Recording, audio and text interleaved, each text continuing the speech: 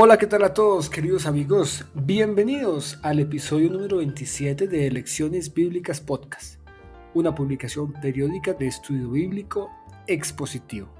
Es para nosotros un gusto, querido oyente, darle la más cordial bienvenida a esta conversación. Continuamos con el estudio de San Marcos, que cada vez se pone más interesante. Ya estamos llegando a unos eventos muy importantes y hoy vamos a estar hablando de el capítulo 14, entre el versículo 1 y el versículo 25.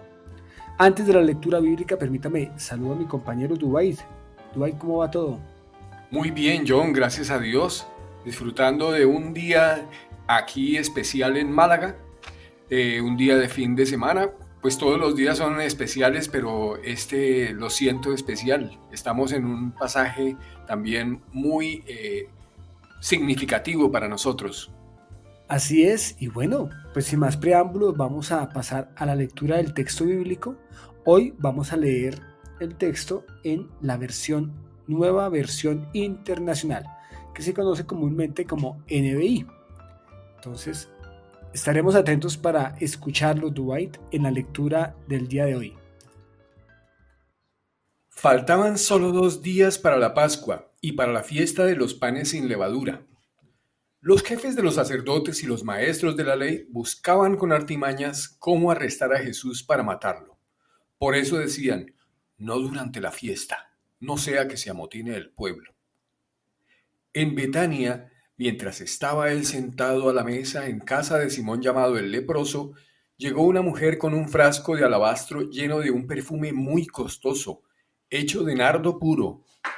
Rompió el frasco y derramó el perfume sobre la cabeza de Jesús. Algunos de los presentes comentaban indignados, ¿para qué este desperdicio de perfume? Podía haberse vendido por muchísimo dinero para darlo a los pobres. Y la reprendían con severidad. Déjenla en paz, dijo Jesús. ¿Por qué la molestan? Ella ha hecho una obra hermosa conmigo. A los pobres siempre los tendrán con ustedes y podrán ayudarlos cuando quieran, pero a mí no me van a tener siempre. Ella hizo lo que pudo, ungió mi cuerpo de antemano preparándolo para la sepultura. Les aseguro que en cualquier parte del mundo donde se predique el Evangelio, se contará también en memoria de esta mujer lo que ella hizo. Judas Iscariote, uno de los 12, fue a los jefes de los sacerdotes para entregarles a Jesús. Ellos se alegraron al oírlo y prometieron darle dinero. Así que él buscaba la ocasión propicia para entregarlo. El primer día de la fiesta de los panes sin levadura, cuando se acostumbraba a sacrificar el cordero de la Pascua, los discípulos le preguntaron a Jesús, ¿dónde quieres que vayamos a hacer los preparativos para que comas la Pascua? Él envió a 2 de sus discípulos con este encargo. Vayan a la ciudad y les saldrá al encuentro un hombre que lleva un cántaro de agua. Síganlo. Y allí donde entre díganle al dueño, el maestro pregunta, ¿dónde está la sala en que pueda comer la Pascua con mis discípulos? Él les mostrará en la planta alta una sala amplia, amueblada y arreglada. Preparen allí nuestra cena. Los discípulos salieron, entraron en la ciudad y encontraron todo tal y como les había dicho Jesús. Así que prepararon la Pascua. Al anochecer llegó Jesús con los 12. Mientras estaban sentados a la mesa comiendo, dijo, les aseguro que uno de ustedes que está comiendo conmigo me va a traicionar. Ellos se pusieron tristes y uno tras otro empezaron a preguntarle, ¿acaso seré yo? Es uno de los 12, contestó, uno que moja el pan conmigo en el plato.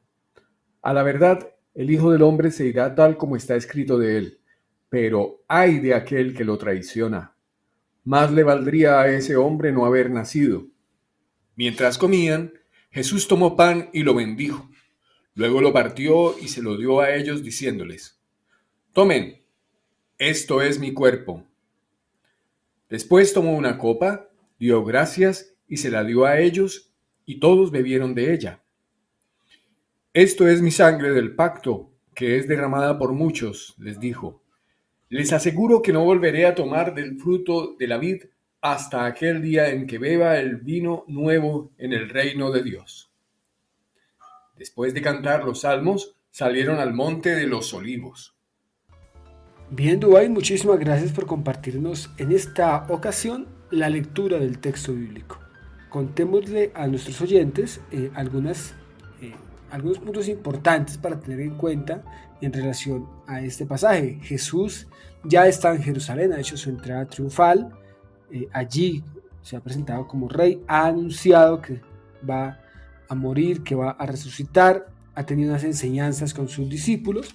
En el episodio anterior de Elecciones estuvimos escuchando una conversación que tuvo Jesús con 3 de sus discípulos, con 4 de sus discípulos, en el Monte de los Olivos, acerca de las cosas que habrían de suceder. Marcos sigue la narración llena de acción y nos presenta a Jesús faltando 2 días para la Pascua y para la fiesta de los panes sin levadura, que eran 2 eventos muy importantes para los judíos. Uno de ellos recordaba la misericordia de Dios en Egipto, allí cuando Pascua significa pasar de largo, cuando el espíritu de la muerte pasó de largo, y hacen esa fiesta para recordar precisamente la misericordia y el amor de Dios por su pueblo. Pero faltaban 2 días, dice Marcos, y ya comienza aquí a entrar como un nuevo personaje muy fuerte, o un nuevo grupo de personajes que se llaman los jefes de los sacerdotes. Estas personas estaban allí en el templo, tenían a cargo toda la parte religiosa de la época, y son ellos, junto con los maestros de la ley, que juntaban y buscaban artimañas para arrestar a Jesús y para matarlo. Marcos nos presenta claramente la intencionalidad de aquellas personas y hacían los cálculos, no durante la fiesta, para que no se amotine el pueblo. Dwight, en ocasiones anteriores hemos estado leyendo acerca de personas que no gustan mucho de Jesús ni de su enseñanza, pero aquí ya estamos hablando de toda una estrategia para arrestarlo y para matarlo. ¿Qué tiene usted para comentarnos acerca de este episodio? Bueno, veo cómo efectivamente esta gente ya ha pasado a la acción y pues artimañas, juicios, testigos falsos, están en todo ese tipo de búsquedas y veremos en este capítulo, aquí lo leímos ya, cómo Judas coincidió perfectamente con estas intenciones que tenían estos hombres. ¿Sí? Entonces les vino perfectamente al punto que ellos se alegraron sobremanera de que todo saliera a pedir de boca, tal como ellos querían. ¿Sí? Las artimañas, búsqueda de testigos que de alguna u otra manera pudieran justificar una muerte que ellos miraban como podía desembocar en un desorden muy grande de la gente, porque esta fiesta que estamos mencionando aquí sigue siendo la fiesta nacional de los judíos, la fiesta nacional, la fiesta que conmemora la salida de Israel de Egipto. Entonces es como en cada país hay una fiesta muy representativa, ¿sí? Aquí se tiene, por ejemplo, el Día de la Constitución, aunque bueno, no sabría yo cómo determinar el peso, porque eso a veces no es tan fácil de determinarlo, si es el Día de la Constitución o el Día de la Hispanidad. Y si se tratara de Colombia, por ejemplo, también hay un día muy representativo, si usted está de acuerdo conmigo en señalar que sea el 20 de julio, y otra vez no sería como tan fácil de determinarlo, porque igualmente el 7 de agosto es una fecha de conmemoración, pero esta gente tenía una sola, era la Pascua, la salida de Israel de Egipto. La verdad, a mí no me parece para nada una casualidad de que ese corderito que se preparaba para esa fiesta, ese corderito pascual que significaba la liberación, la salvación de ese pueblo de la esclavitud, coincida con este sacrificio del Cordero de Dios que quita el pecado del mundo. Eso, la verdad, a mí no me parece tan casual, no me parece casual. Entonces, esta celebración de la fiesta nacional allí, pues nosotros también lo tenemos como una celebración colosal, súper importante para el cristianismo, para esta salvación que Dios nos ha regalado. Dice usted que no le parece que es una coincidencia. Yo tampoco. Yo creo que precisamente todo sucede en esta época en el momento de la Pascua, para enseñarnos con claridad ese gran sacrificio hecho en la cruz, como el Cordero que quita el pecado del mundo. Ya hablaremos más adelantico de la Pascua, y creo que lo que está presentando Marcos aquí, y creo que usted está de acuerdo conmigo, es ese gran sacrificio, esa gran Pascua importante donde todos tenemos cabida. Y qué bonito desde ya comenzar a pensar en eso. Marcos, desde el versículo 3 hasta el versículo 9, nos presenta un episodio en Betania. Betania queda cerca a Jerusalén, y allí ha sido invitado Jesús a una cena. Está allí en la casa de Simón, que es llamado el leproso. Seguramente antes había sido leproso y había quedado con ese sobrenombre. Era común que en esa época pues hacían todos unos ritos de limpieza y demás cosas. Se reclinaban en realidad, porque hay que decir a nuestros oyentes, se comía era en el piso, eran unas mesas muy bajitas, la gente no se sentaba sino que se reclinaba. Entonces allí estaban todos reunidos, y pasa algo fuera de lo común. Y es que llega una mujer con un frasco de alabastro lleno de perfume muy costoso. Y nos cuenta Marcos que el material, no el material, mejor, el producto era hecho de nardo puro. Rompió el frasco y derramó el perfume sobre la cabeza de Jesús. Leyendo otros evangelistas, en los pasajes paralelos, se entiende que la mujer rompe el frasco y enjuaga a Jesús. De alguna manera lo unge desde la cabeza hasta los pies. Toda la casa se llena del aroma del nardo puro.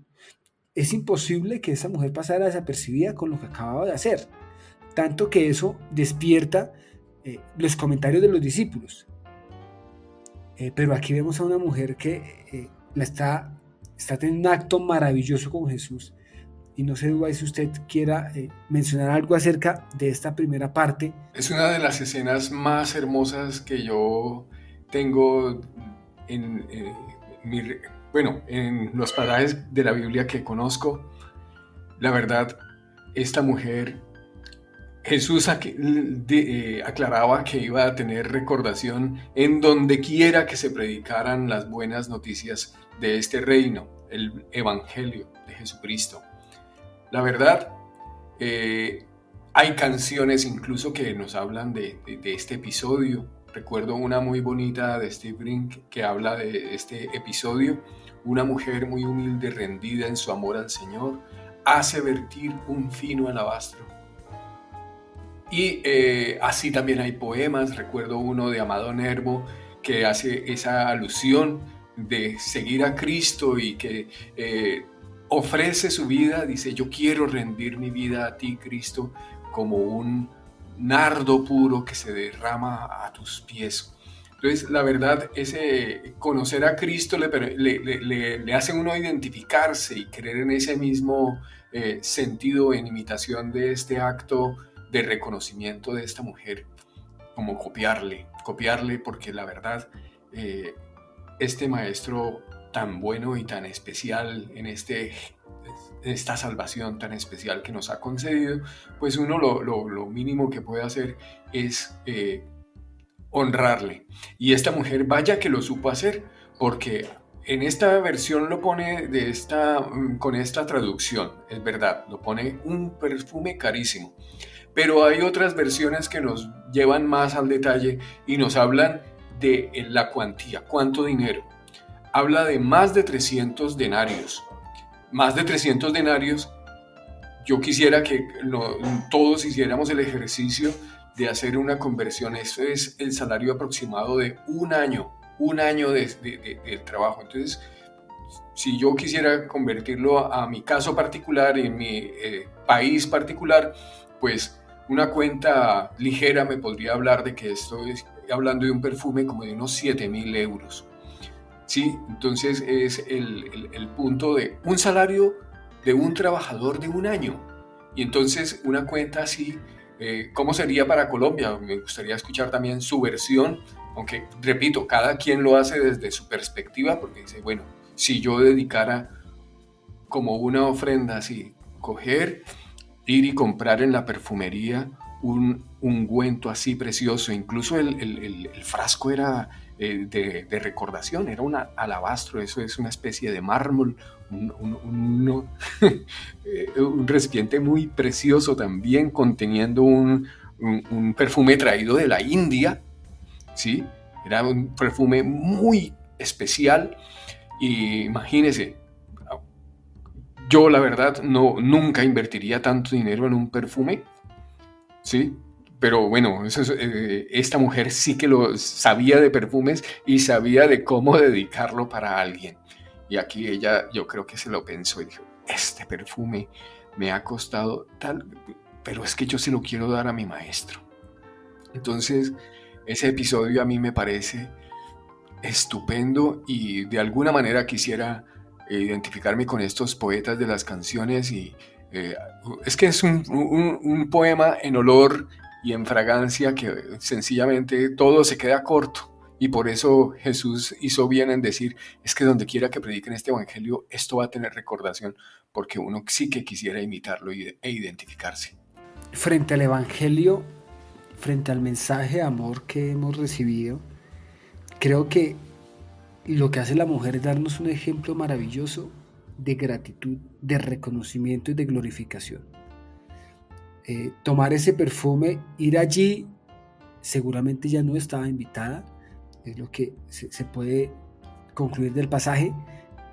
Llega y hace lo que hace, solamente por agradecimiento a Jesús, en reconocimiento. Usted me hizo la pregunta de que cuánto podría valer ese perfume aquí, según mis cuentas, cerca de 10 millones. O sea, económicamente, pues uno dice, eso es dinero. Y eso mismo lo vieron los discípulos. Como que, hombre, a ver, eso es un desperdicio de dinero. Con esto se habría podido dar comida a muchos pobres. Ya vendrá la respuesta de Jesús. Pero coincido plenamente con usted en la belleza del pasaje y que es una invitación para nosotros, para que precisamente tomemos la misma actitud y le demos no algo muy costoso a Jesús, sino que le demos todo a Jesús. Creo que la mujer tomó todo lo que tenía y fue allí y lo derramó frente a Jesús, o mejor, ungió a Jesús con ese perfume, con lo que tenía. Y es una escena que nos deja ver, además de lo que se puede ver a través de la lectura, pero también lo que se puede oler a través de la lectura. Ese aroma maravilloso de adoración que podemos dar a nuestro Dios. Llega un comentario de los discípulos. Aquí dice que algunos de los presentes se molestaron. En otros evangelistas dicen que son los discípulos y precisamente Judas, ¿no? Que reconoce la acción como un desperdicio de dinero porque valía muchísimo y eso se había podido darle a los pobres y la reprendían con severidad. Es decir, aquí no solamente lo pensaron, sino que se lo mencionaron a ella y Jesús les dice, hombre, déjenla en paz. ¿Por qué la molestan? Ella ha hecho una obra hermosa conmigo. Esa palabra me parece muy bonita, hermosa, ¿no? Una obra hermosa. ¿Qué tantas obras hermosas hacemos para nuestro Dios? Sería una buena pregunta. Jesús les dice, a los pobres siempre los van a tener, pero a mí no. Ella hizo esto, ungió mi cuerpo de antemano, preparándolo para la sepultura. Recordemos que Jesús ya está en sus últimos días previos a la crucifixión. Aquí viene el pasaje que usted nos mencionaba ya y que efectivamente va conectado a lo largo del tiempo. Siempre este pasaje y lo que hizo la mujer ha estado conectado con el evangelio y Jesús les llama la atención por ello. No sé, Dubái, qué decir frente a la actitud de los discípulos. Pues me encuentro otra vez frente a una actitud contrastante. La persona de un origen muy sencillo, una mujer agradecida, versus los comentarios de los expertos, incluso de los discípulos, porque, a ver, las traiciones se van cociendo poco a poco.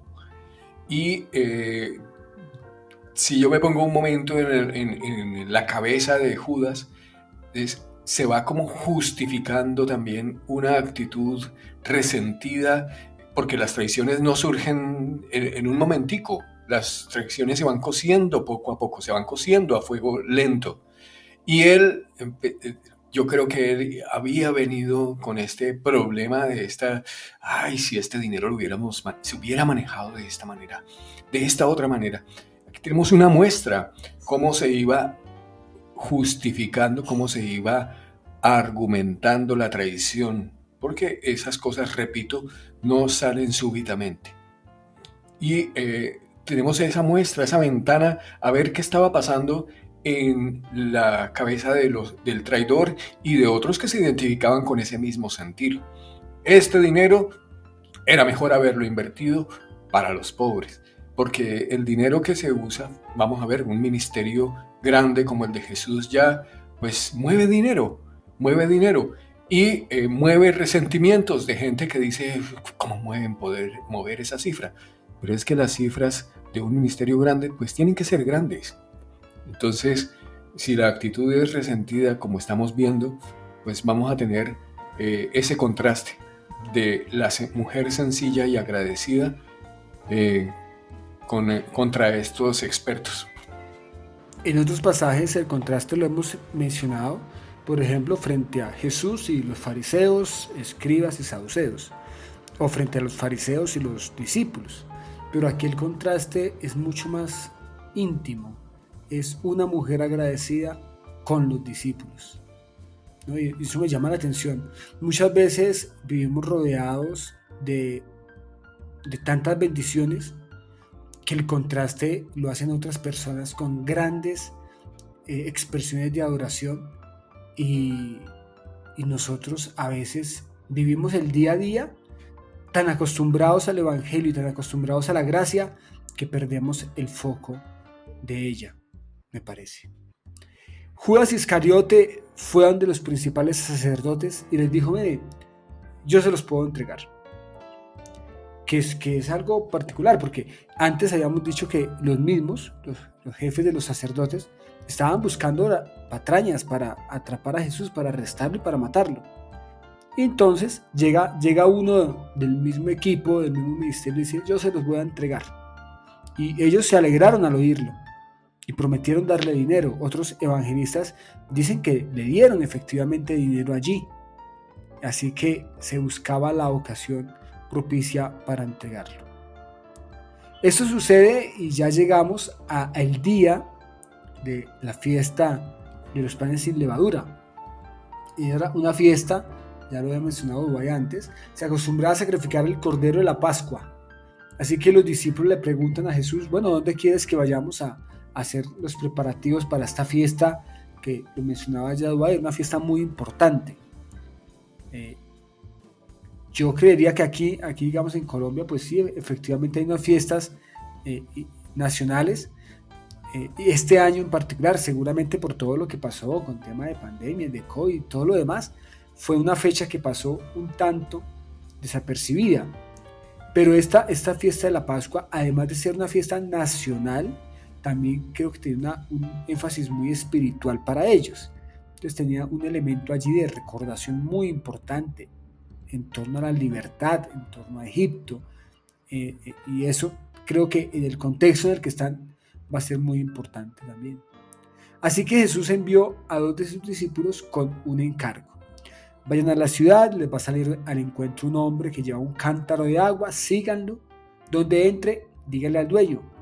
El maestro pregunta, ¿dónde está la sala en la que pueda comer la Pascua con mis discípulos? Él les va a mostrar en la planta alta de una sala amplia, amueblada y arreglada, y preparen allí todo para la cena. Marcos nos cuenta que los discípulos salieron, hicieron todo como Jesús les había dicho y prepararon la Pascua. No sé, Dubái, si usted encuentra alguna coincidencia con el texto o con la escena de la entrada triunfal a Jerusalén, donde sucede algo muy parecido. Jesús envía a sus discípulos a buscar allí el pollino del burro y el pollino de asno, y van y encuentran todo como Jesús les había dicho, y aquí vuelve y se repite lo mismo. Y creo que Jesús de nuevo está dejando muy claro su poder para saber todo. Él lo sabe todo. Él es Dios manifestado en carne. Así que les dice, mire, para la Pascua vamos a hacer esto, y todo sucede tal cual. No sé, Dubái, si usted encuentra esa relación también. La encuentro, estoy totalmente de acuerdo, tanto aquí como la vez que entró triunfalmente en Jerusalén. Los anuncios eran muy específicos, muy puntuales. Se van a encontrar con tal, van a encontrar, el pasado fue amarradito el pollino, ¿sí? En este caso también se van a encontrar con fulanito. Díganle, respóndanle que dónde está el lugar en el que me voy a reunir a comer con mis discípulos, la Pascua. Y entonces le responde, incluso da detalles sobre cómo va a estar la sala. Va a estar en una planta alta, sala amplia, amueblada, arreglada. Todo ese lujo de detalles a mí me hace acordar de como el ministerio del profeta Samuel.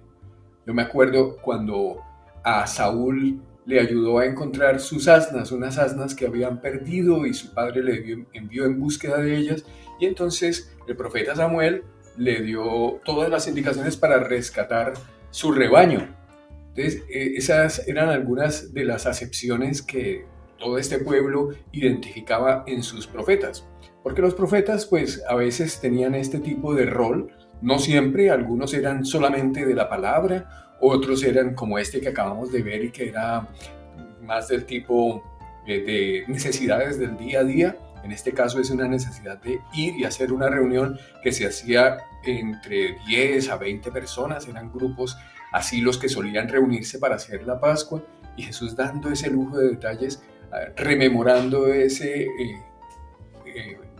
como ese rol que desempeñaban los profetas en la antigüedad, ¿sí? Entonces, como que estoy frente al profeta que Dios había prometido, ¿sí? De lo que también hablamos hace 8 días, cuando se prometió a Moisés: un profeta como tú levantaré, con él hablaré cara a cara también. Entonces, estamos ante ese Jesús profeta y con todos estos detalles tan especiales. Me llama la atención, Dwight, que los discípulos ya la segunda vez que experimentan algo tan puntual, una orden puntual, van a encontrar esto, ellos van y lo encuentran. Y más adelante vamos a encontrar que después de la muerte de Jesús, de su crucifixión, se les ve un tanto dubitativos respecto a lo que Jesús había dicho. ¿No? Jesús les había dicho, ya lo hemos leído aquí en Marcos, que Él va a resucitar. Y creo que aquí es una enseñanza que Jesús les está dando. Miren, yo digo algo y eso pasa. O sea, confíen en mi palabra. Así como confiaron en mi palabra cuando yo les dije vayan y busquen al pollino, así como confiaron cuando yo les dije vayan y busquen el lugar para hacer la Pascua, confíen en mi palabra de que efectivamente voy a vencer la muerte, voy a resucitar. Y bueno, uno a veces encuentra que, o percibe por lo menos, que eso no sucede. Y a veces es difícil conectar las cosas de ese mensaje profético de Jesús. Y si Él lo dice, lo cumple, porque Él es fiel en su palabra.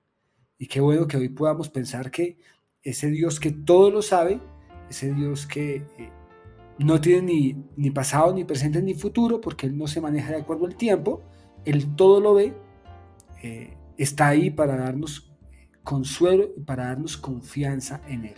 Me parece que es una aplicación muy importante.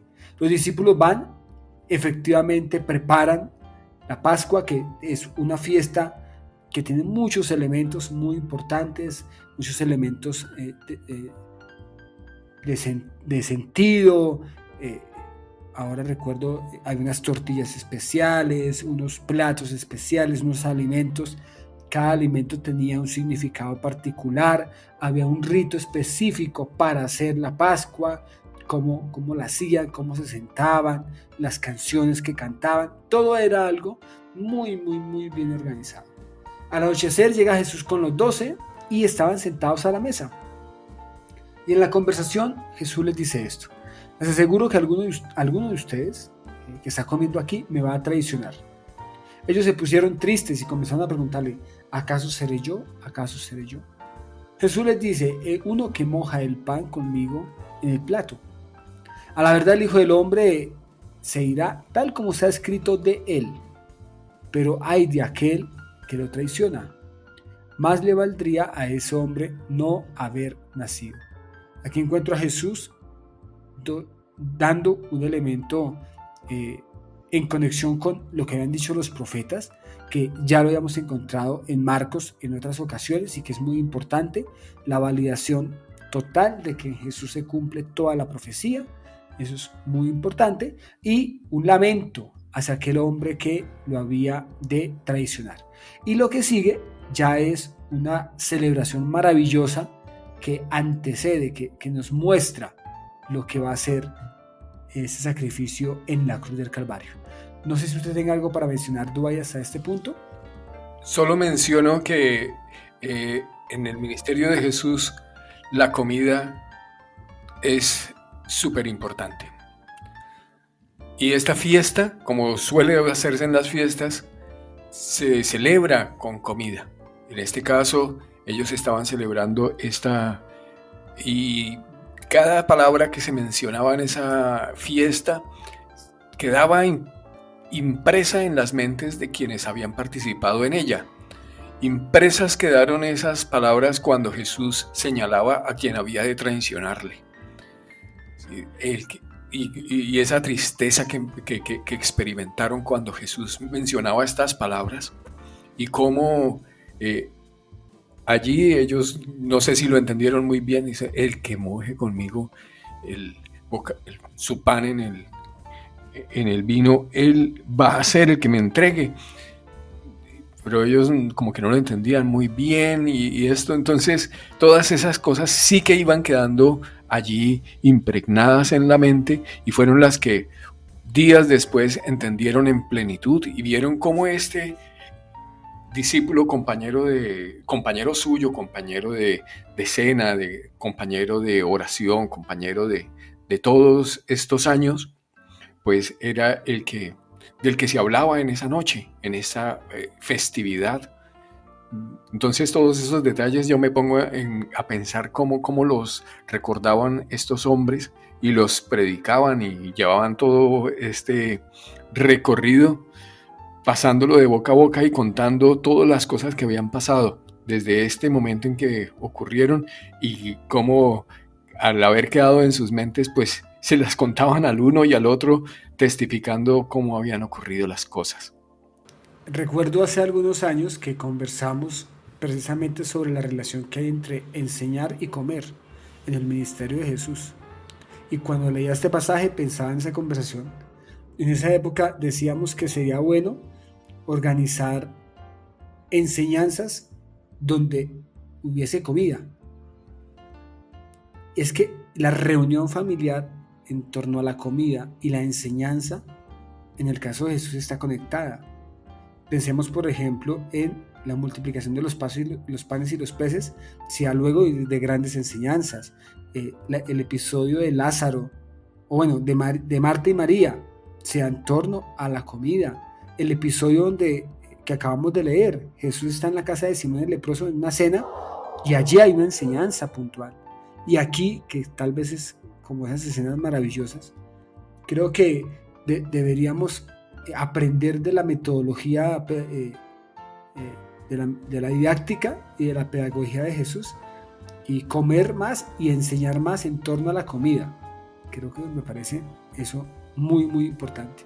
Y lo que viene aquí es unas imágenes maravillosas. Jesús toma el pan, lo bendice y luego lo parte y se los da a ellos. Y les dice: tomen, esto es mi cuerpo. Compartan de lo que va a suceder.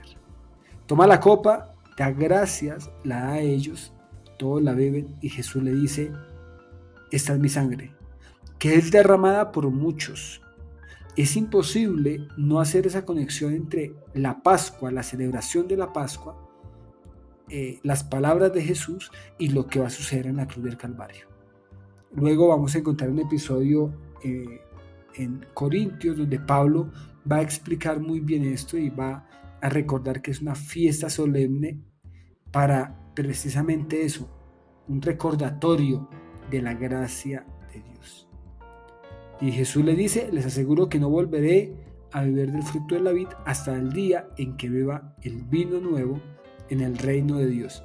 Cierra Marcos este pasaje haciendo una referencia al futuro ya cuando esté el reino de Dios totalmente establecido en la tierra.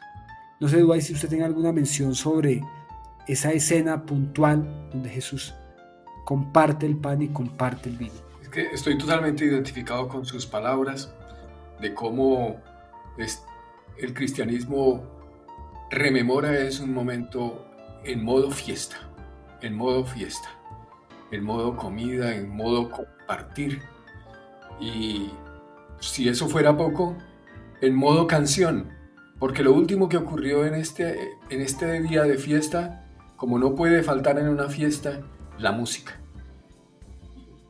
Y así finalizaron la reunión ese día en ese lugar bonito, en esa sala amueblada, especialmente acondicionada,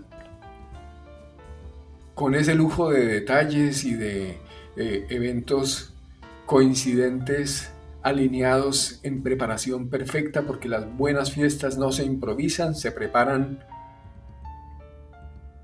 incluso con milenios. Entonces, así de hermosa es este cristianismo, y es modo fiesta, es modo recordación, es la sangre que Él derramó por nosotros, pero que a nosotros solamente pues lo rememoramos es a través no de un sacrificio nuevo, sino el saborear.